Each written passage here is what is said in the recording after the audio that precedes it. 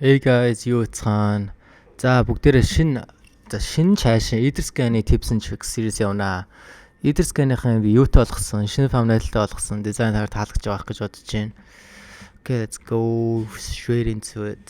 За юу ч гэсэн энэ сарын Etherscan-ы series бол tips and tricks series-ийг бол Musharks багийнхан спонсордж байгаа. За та хэд бас OpenSea Musharks collection-ыг хараад бас сонирхож үзээрэй. Сайт нь бол Musharks-ыг аяа байгаа. Миний харж байгаа юм бол Монголдоо бол энэ NFT project бол амар сайн гэж харагдаж байгаа. Надад бол really full of potential. Okay, шууд за өнөөдрийнхөө бүгдээрээ яг tips and tricks руугаа. За би Etherscan-ы Twitter-ыг дагдаг. Тэгээд Etherscan-ы Twitter-ыг дагснаар яасан бэ гэх юм бол шинэ tweet орж ирсэн. Тэгээд энэ бол одоо энэ юу гэдэг юм бэ? Etherscan дотор Watchlist гэдэг юм бэлээ. Тэгээд энэ Watchlist дээр одоо бол ERC721 болон ERC700 гинэ. ERC1155 token transfer-уудыг бид нар одоо watch хийж болно гэж. Тэгээд энэ watch нь яг яаж байгаа гэх юм бол одоо ингэж байгаа байхгүй. Энэ token-уудын transfer явагдах юм бол mail руу чинь явчихдаг.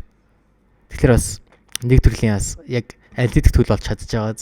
Тэгээд Etherscan-ийнхаа өөрсдөө энэ дээр яг ингээ юугаа бичсэн байлээ. Одоо fucking guide бичсэн бэлээ. Тэгээд тэрийг нэг reinvent хийж үзье. За би үзсэн би Etherscan дээр login хийсэн.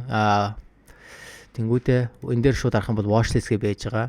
Би энэ дээр шууд add хийж тагарч болно. Тэнгүүтээ яг саяхс ярьсан бид нар ERC20, ERC721, ERC1155 token transfer-уудыг бид нар одоо track хийх бүрэн боломжтой болсон бэлээ. Тэр нээр cool санагдсан. Okay, cool.